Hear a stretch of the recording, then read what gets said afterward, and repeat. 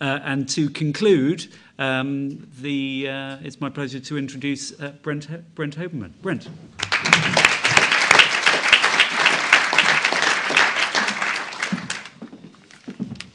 Great, thanks.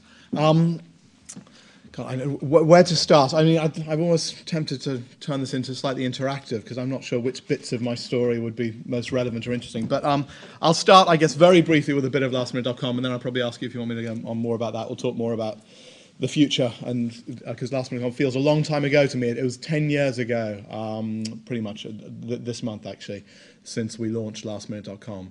So it's a while back for me, but I can still remember most of it. So I guess firstly is just coming up with the idea and that sort of stuff, and it really is. Well, I'll go back a step again. I think luck is a very important part. We haven't talked about that, but actually I think, or what Andrew Davidson calls in his book, smart luck, I think, in entrepreneurship. I think anyone who's been successful can attribute it to so many different factors, and there's so many things that have to happen. But actually you also need some luck, and I think almost every single entrepreneur I know is humble enough to admit that right through the process, it could go either way. It could absolutely. So we've all, even those of us, I sold lastminute.com for over $1 billion, but it could have been sold for nothing. It's that fine a line often when you're going through it. So I think that's a very humbling experience, and one that means I hope that and I think almost all of the best entrepreneurs I see, they are actually very humble despite, and it's interesting to see some of the real super billionaires are actually very humble because they know that they got there, yes, through incredible hard work, through a lot of self-belief, but also because a couple of lucky breaks went their way and a couple of people believed in them. So going back then, so for lastminute.com, despite that background, so I could say, yes, I was very clever because I had a decent idea. Yes, I was lucky I had a decent idea. So the idea, the timing was very important for lastminute.com. And basically, but the genesis of the idea, I think, is valid. And it really was forcing myself to think of a business idea and forcing myself to think of what do I want as a customer. And it was basically seeing the internet back in '96, thinking, I'm not buying anything from the internet. I'm a classic early adopter. And all I'm buying is books from Amazon in the US in '96. So I was thinking, well, what would I do on the internet? I thought, literally, this is true, I thought I'd do everything at the last minute, including arriving here today. Some of you may have noticed. And I still can't help it.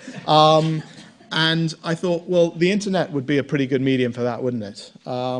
So I thought there must be some other people out there like me. So I then worked on that idea with a friend, without going into too much detail.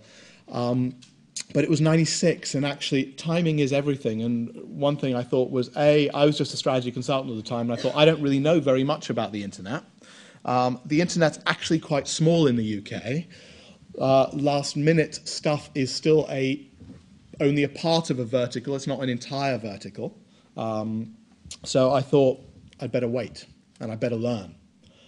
So I then went to work in the internet, and basically what I did, I spent 10 months in the internet at 2 jobs, which at the time in '97 was an eternity, 97, beginning of '98. Luckily, I fell out, again, I fell out with Tim Jackson, who founded QXL, the online auction company, and I was basically co-founded it with him. I was the first proper employee.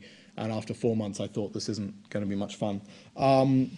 So I went to do lastminute.com, and at that point, 10 months of the internet was a huge amount of experience. It really was bizarre. It literally was. We said it was like 7 years of experience in a normal job, because you couldn't find many people in the UK who'd had that much experience, which seems ridiculous because 10 months doesn't really mean you know everything you're talking about. And so what we then did was we did the classic thing. We were both, Martha and I, obviously Martha, probably everyone knows it, well, not everyone knows, but no reason why people should know. But she was my second choice, actually, to start the business. My first choice was somebody I'd worked with before, but she was a brilliant.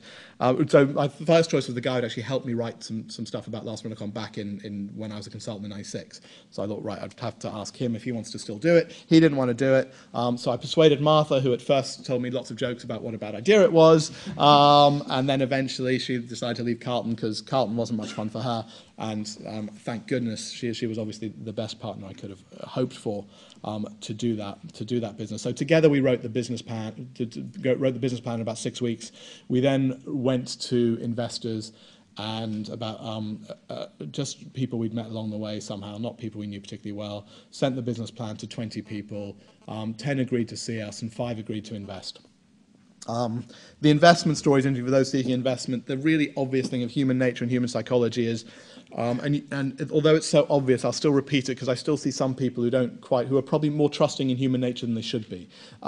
Investment's about greed and fear. It's about fear that you might miss out is a great motivator. So at the beginning of investing in lastminute.com, we went to these people, and one of our investors who did end up investing was so analytical, and they'd all been to a good business school I won't name because I was too obvious who they are, but and they'd been to a brilliant, and they were they just couldn't get over the hurdle of just saying, yeah, we'll put it in at this valuation.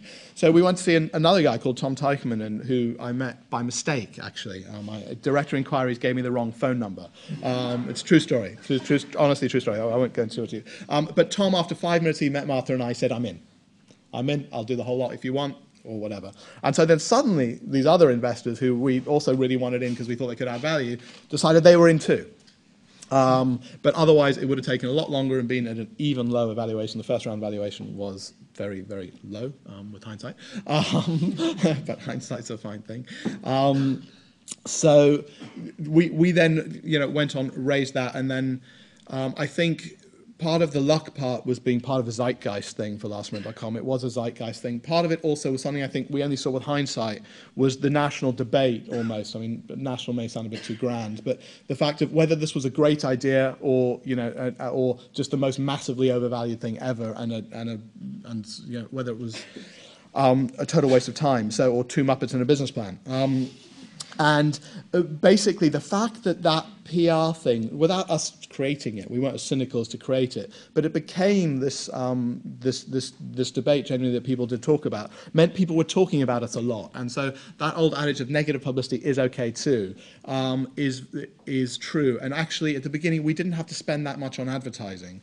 A lot of it was about creating something that's unique. And in this day and age, that's even more important. I think traditional advertising is obviously going to go through continued seismic shifts, particularly because so many new brands now that we look at have been built without any traditional advertising. Why? Because people just build a great product, and then there is a mechanic now that you can tell all your friends about it.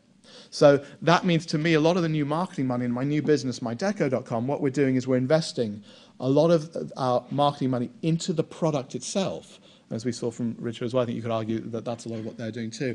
Not into having to shout about the product so loud. What we're trying to do is say, look, let's make this thing so much better and so useful for people that they will talk about it, that they will tell everyone else about it, et cetera, et cetera. So I think we're going to see a lot of that. And I think what's part of the seismic disruption advertising is that it has been historically overvalued, is what the internet is showing us. Cool. Brent, thank you.